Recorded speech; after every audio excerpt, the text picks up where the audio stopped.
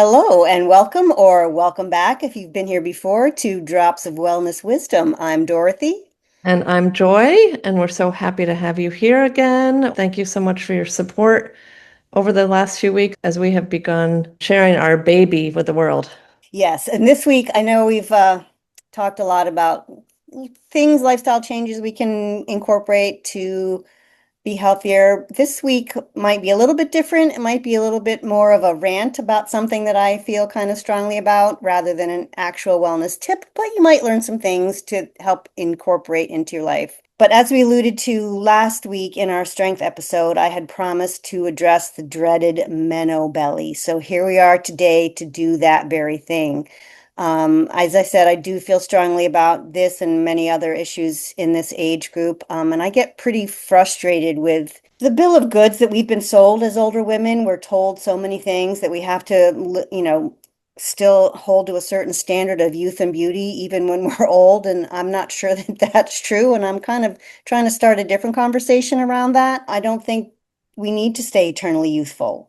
What happened to the wisdom of the crone and things like that? We used to revere our wise women. So I'm going to do what I can to help start to change the conversation about expectations of older women. And today, that one we're addressing is that Meno belly. I do, shockingly enough, have a lot to say about it. I know everybody that knows me is laughing again. So join us as we dive in today to that Meno belly that we're all so fond of. Joy, I'd love to know your thoughts on this subject. I'm so glad you're bringing this up. I actually never knew that it had a name, Mano Belly, a little affectionate name, and I sort of expected I was in the clear as I'm 59 and I hadn't really quite seen a belly that appear the way I remember my mother. But then, like, especially lately, I've had pants that I've had to give away. They're just not going to fit. As much as I try to keep them in my closet, they're never going to fit again. And I'm like, what the heck? I'm active. I eat well. I exercise. So I was like, oh, here it is. Yes, it's true. And we are not alone. There are many, many women feeling the same things that we're feeling right now. And yes, I still do feel that to some degree. And particularly coming from the fitness industry, I know coming from the fitness industry, like I used to teach aerobics, yes, with my thong and leg warmers and all that. I felt a lot of pressure to look the part, and I know I'm not gonna lie, I had a lot of guys in my class Oh, just because I fit the part. Let's just say that. So, it was like if you don't look fit, then people aren't going to think you know what you're talking about. So there's a lot of pressure. I don't believe I ever diverted into an actual eating disorder, but maintaining my weight was always on my mind. And I just my body type is such that the muscles were there, but it was always I was conscious of that. And then suddenly it was like practically on my 40th birthday, a switch flipped and suddenly I started growing this belly and I just got so frustrated. And, I thought I knew a lot. And I did for the time about how to exercise and eat right and all that. And nothing I was doing was working. And granted, 30 plus years ago, we were still fully in the just eat less and exercise more mindset, which hopefully we now realize is not appropriate, but still it was very frustrating for me that to do everything I knew to do and still the belly was growing. I even actually briefly considered surgery to remove it, not really seriously, but it was there in my mind because that's how frustrated I was by it. But thankfully I didn't. I didn't know what to do. And here I was, only 40 years old with a really nice body, not gonna lie, and suddenly I had this belly. So it yeah. was frustrating for me. Especially someone as a fitness trainer who knows everything. And Well, I no, thought I did. I did. And I'm so glad he didn't do the surgery. But now, of course, we're probably going to get things on our phone suggesting surgery. Yeah, I We're know. talking about it. They're But always listening. They're always so listening. glad you didn't do it. Oh, me too, Joy. Even back then when my mindset was different somewhat than it is today, even then doing the surgery would have gone against everything I believe in, not only putting toxic anesthesia in my body, but just even then I was all about loving who you are. So I'm glad I didn't do it too. I'm thinking back, this conversation makes me think of my mom, and she was always sort of plump in the middle. And to me, that was normal. That was mom. She was 40 when I was born. So I kind of grew up with her during her perimenopausal and menopausal years. where she got that little plump middle. And I thought, well, she had 6 children. That's what happens. That just felt normal to me. And now I'm thinking back, like, of pictures of her before that, she was thinner and she didn't always have that. But even though I saw that happening to her, and I do have sisters, some actually have it, some don't have it so much. So I have had different role models in my life, women, that I look up to. So what is normal is what I kind of keep coming back to. You and I the other day were talking about this a little bit as we prepared for today, and you are such the queen of like reminding us to listen to our bodies. Did you want to go a little bit more into like why you think this might be a normal part of our aging and a normal thing for our bodies to go through? Why, yes, Joy. Yes, I would. Thank you for asking.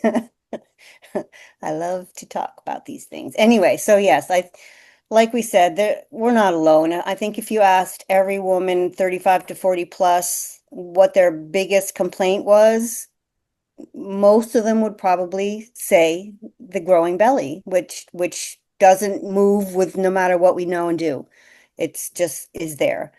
So we're not alone. And so I've been battling this belly for close to 30 years now. That's a long time to have this kind of a combative negative relationship with a part of my body, and I didn't like it, and it wasn't overpowering for me, but it was always kind of there whenever I'd look in the mirror or buy new clothes. It was always kind of like, oh, what can I do about this? And so I got tired of that negative feeling about my own body because I love my body. My body, I'm healthy, I'm strong, I'm rarely sick. I love my body. It's a miracle, but this belly thing was just vexing me. So I started thinking, I'm like, I know every woman I talk to, and you read about it, every woman has the same issue. Could it be a natural part of aging? Could there be a reason that your body is producing this belly? I fully, completely, 100% believe that my body knows what to do to keep itself perfectly healthy. Mhm. My job is giving it the tools to do that, but it knows what to do. So believing that as firmly as I do, I had to believe that there's a reason for the belly. I can't purport to know what that reason is. I have some ideas about what it could possibly be, but I'm sure there's reasons I would never even consider. But I do have to believe that there's a physiological reason that menopausal women develop this belly that just won't go away. It's still a struggle. Intellectually, I've come to terms with it and I truly believe it. I truly, truly believe that there's a reason for it. Emotionally, I'm getting there, but it's still a struggle. It is Right. still a struggle. So what do you I think about can that? I can relate to that, and I just, I try to research it and understand it, and we know, I guess, with our hormone changing, the estrogen has dropped, so they're saying that's like the main cause of the belly fat, or at least that's one theory. Yeah, I think estrogen, the change in the fluctuations in estrogen, they're also talking a lot now about cortisol being a Mhm. problem, elevated cortisol, and which is another reason to not stress about it, right? Mm-hmm. If cortisol is in fact impacting your belly fat, don't stress about it. That's only going to make it worse because the stress brings up the cortisol. Yeah, and honestly, and I might get some pushback on this, but doctors don't really know what's going on in your body. They really don't. They can say, they think it's this, or they believe it's that, or they know it's this, but they don't really know. Nobody really knows the human body and why it's doing the things it does. Our estrogen fluctuation and progesterone, it's never one hormone on its own. Progesterone changes, estrogen changes, cortisol changes. All these changes are happening in your body, and I know they have said that belly fat produces estrogen, so maybe that's part of it. Maybe it's developing that to have another source because your ovaries aren't producing it. So you need your belly to produce a little bit of it to help moderate some of that change. I don't know. It to me, I'll never understand it. I just have to believe that my body knows what it's doing. And I just don't think it's as simple as your estrogen's dropping. It's amazing. Our bodies really are amazing. They When you really think are. about it. When you They think really about are. it, going back to the other end of the spectrum and puberty, they go through all these major changes from being little kids to all of a sudden we're preparing to maybe have a baby. The body needs to be ready for those years with the wider hips and the boobs get bigger for some of us, Maybe, yeah, for some. not for all of us. You know, it's just really a miracle, you know, when you think about what the body does. So you make some really good points. Why are we questioning this next step? Maybe it's the normal part of getting older. I have a lady in my cardio kickboxing class who's been wearing that sweat enhancing waist trimming belly wrap thing. It's like a wide belt that velcros over her shirt and right over her belly fat. The idea, I guess, with that is that you sweat away the fat. She likes it, she said it's working. I don't, she always looks fit and strong, so I don't really think about what her belly looked like before and after, but it's another thing. And when I looked into it, all the ads show like men wearing it and men getting results in like very few uses. So, but I don't know. I try, like you said, I do try to like not get so hung up on how I look, but make sure I love how I feel and I love who I am. Exactly. Yeah. I tell my clients a lot. My catchphrases that I use with my clients is, and I think we put this in the show notes, is you will never have the body you love if you don't love the body you have. So Excellent. you have to be happy with who you are right in this moment. And that's what I was finding with my own belly. I did love my body. And I would, in my gratitude journal, I would be grateful for my body regularly, but there was still that part of me that didn't love my belly. And I think that was impacting it. So I think you have to, and that doesn't mean like you can love lots of things while still understanding they may not be perfect. So love your body, love it as it is now, but that doesn't mean you don't want to maybe make some changes as you go. But of course, that being said, we don't need to make all the changes we may need to think we need to change. So, Mhm. but yeah, you really need to just be happy with who you are and acknowledge what your body is trying to do for you. And any issues that your body is having is probably things that we're either doing to it or not doing to it. So I think we have to, be aware of our part in our body's journey. I tried that belly wrap, just FYI, and I had no success. And yeah, men, right? I mean, it's like, how much do we hate them? Because it's like, oh, honey, I stopped drinking my soda every day and now I've lost 25 pounds. Look at me go. I'm like, sheesh. Good for you. It's like, whatever. Meanwhile, we're like, sweating to the oldies and eating our salad and chicken breast, and which I'm not promoting, those are not the ways to do it, but you know what I mean. Yeah. So yeah, Yeah. it's not fair. It's that Well, testosterone. Talk about hormones. It's the yes, testosterone. exactly. And there's gives them that advantage. I really love that. And we will put in the show notes. You will never have the body you love if you don't love the body you have. It's great. We're all different, and that's like the spice of life, all the variety and the different shapes and sizes. And women can share stories and talk about things, but just like stop obsessing and work Right? and focus on feeling good. Yeah, and just this just occurred to me, and it's like we're looking at people with a conditioned eye. Like you look at kids, and kids love their people, their family, their friends. They love their people. It doesn't matter what those people look like. They could be skinny or fat or bumpy or too many fingers or I mean, it doesn't matter. They love their people. Yeah, Dogs love their people. They don't care, and they just learn over time just from society that, oh yeah, that person's fat. right. Yeah, they're not born with that sort of disdain. So I would love for us to kind of get back to a more childlike wonder of the human condition, because you're right. All shapes and sizes are beautiful. That being said, people are really focused on weight, and older women, today's episode, particularly the belly fat. Can we talk for a minute about some of the things that people do in order to try and divest themselves of this belly fat besides the sweatband that we've already mentioned? Yes, because there are a lot of things. I think again, it gets into that obsession, feeling like they're not perfect, and it's too bad. It's a lot of time wasted and money wasted with the pills and the programs and the diets. To each their own, like you've said. But I do recall my mother did one of the programs a long million years ago, and I think one of the best parts about it was referenced back to a previous episode was it gave her a community. Just like in my exercise class, I have a community. And in my exercise class, we're all different shapes, sizes, ages, which makes it great. You know, everyone has their own goals and what they want. But if we can just kind of get over that stress, like you said. Absolutely. Yeah, I couldn't agree more, Joy, about the importance of community.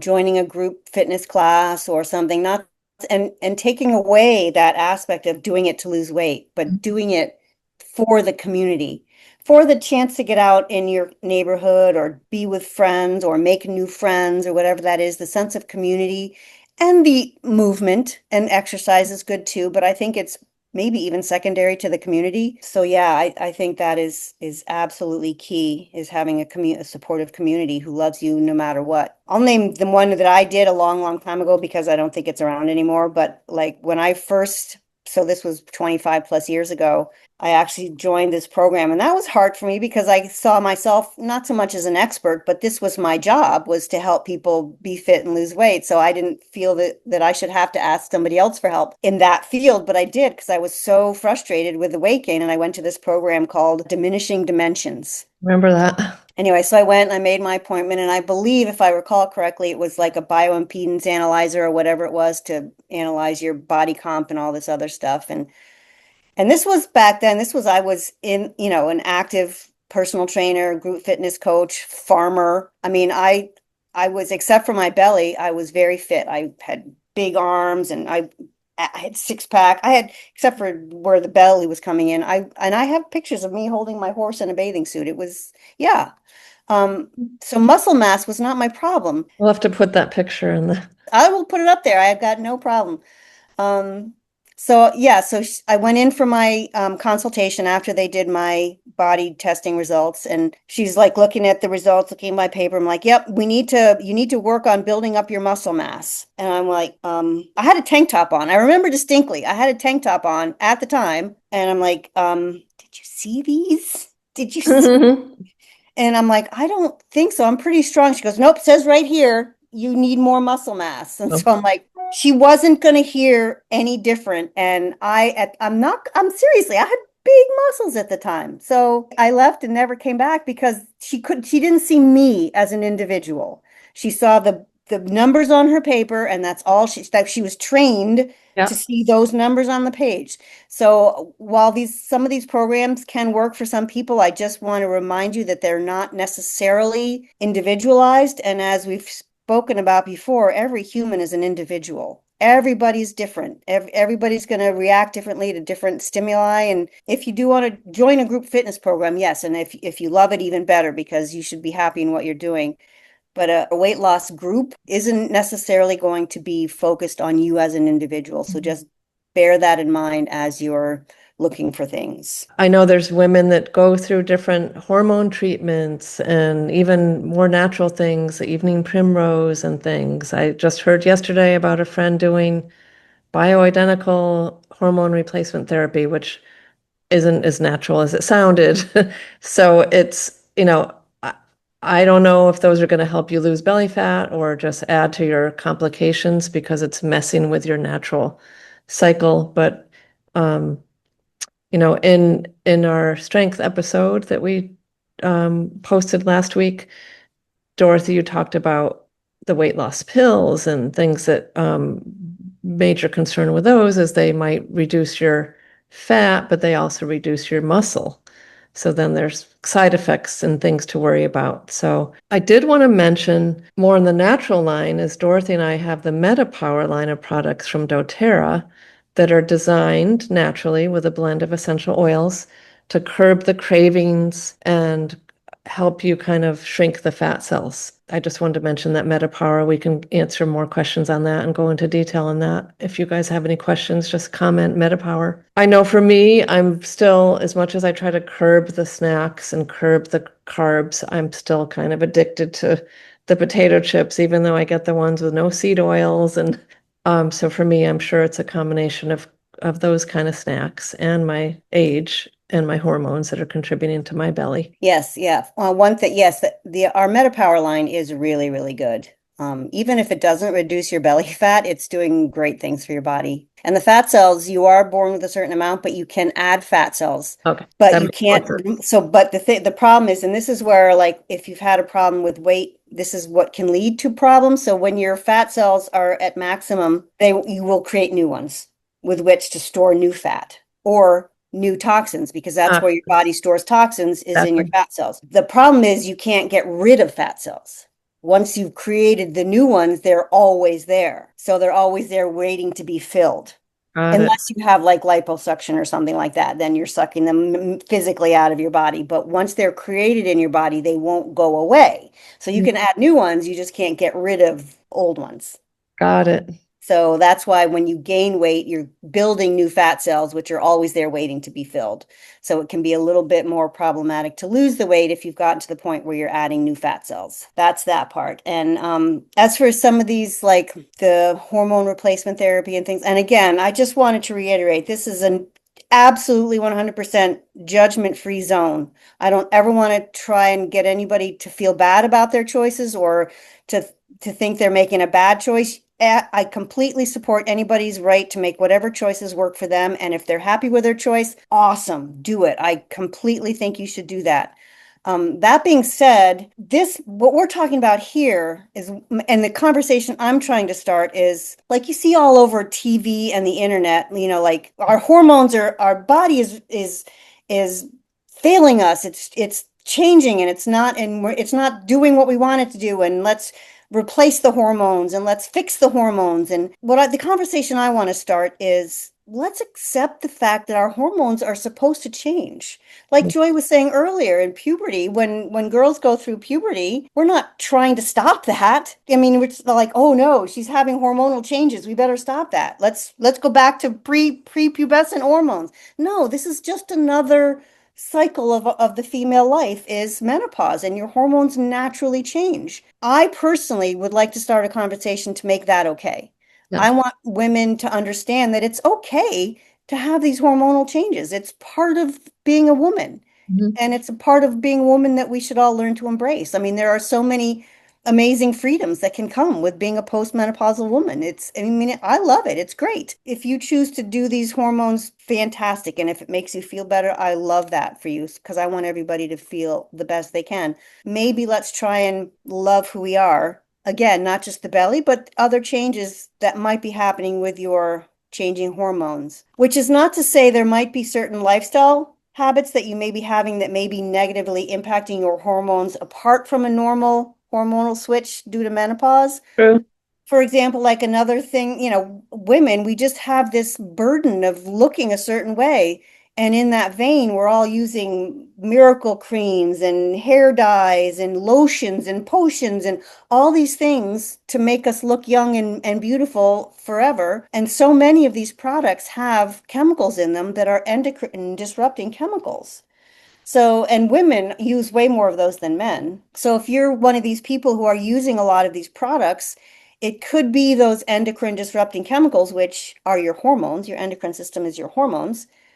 It could be these chemicals that are causing too big of a fluctuation in some of your hormones. So, it's not a natural progression per se. It might be more of a manipulated because you're using these chemicals that are Yep. creating the non-natural fluctuations.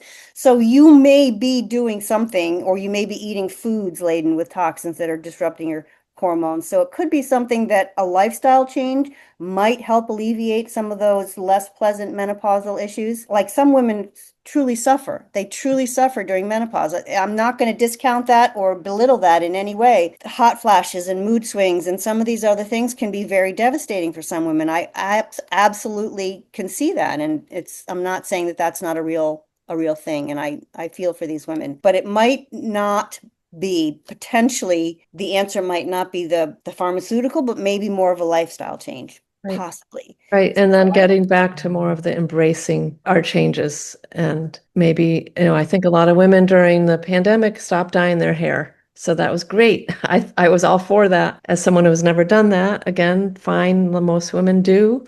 But it's it's just adding to your toxic load, and I didn't want to have any part of that. But I just want to say one more time the mantra of the theme of the podcast today is you will never have the body you love if you don't love the body you have. Exactly. Thank you for that reminder, Joy. And it's so true. Don't forget the miracle that our human body is. Yeah. I mean, we start from two single cells, and we grow into this unbelievably complex. Oh, I Machine. mean, how does it happen? When you think about how does that even happen? that we can be fully functioning or mostly functioning for some of us, human with thoughts and feelings and emotions and energies and we're a miracle. And Yes. I really think we can't lose sight of that miracle in our battle of the bulge. So yeah, I feel you and I understand if you are battling your bulge, but let's love ourselves. Let's just look in the mirror and tell yourself you love yourself. And I that can be very powerful, but if for in this maybe just look at put on a bathing suit or something and look at your belly and just tell it how much you love it. I know it sounds weird and you'll probably feel weird and you'll be like, "Oh, brother, rolling your eyes at me." I get it. My 8-year-old granddaughter's the queen of rolling her eyes at me. Totally get it. But just try it and just accept it. And if we all start to accept it, little by little, one by one, if we all start to understand that maybe, and I may be wrong, I could be way off base here, but maybe we're supposed to have that belly. Maybe that belly is doing something wonderful for us. Mhm. And if we could start to change that conversation of needing to be eternally youthful, maybe we'll all be happier and healthier because of it. There I you don't know. go. Love it. So here we are at the end of this interesting episode. It had to be said. So I want to ask you how you feel about your belly, if you have one. Do you believe that your body knows best? Or are you still struggling, like most of us, with wanting to get rid of it at any cost? Are you ready to let go of some of those unreal expectations that others have put on women, not us ourselves? Are you ready to embrace the you with the belly? I would love to know. Let us know in the comments. Put in the comments what your thoughts are. I'm so fascinated to hear what some of you are thinking about your bellies. And if you think I'm totally a nutcase or if you think that maybe I'm onto something, I would love to know. As I said, I'm still working on appreciating mine. I'm getting there, but it's still a work in progress. But I do love my body for all the other things that it does, and I'm so grateful for that. So thanks for listening, and I hope you share this episode. Thank you, everybody.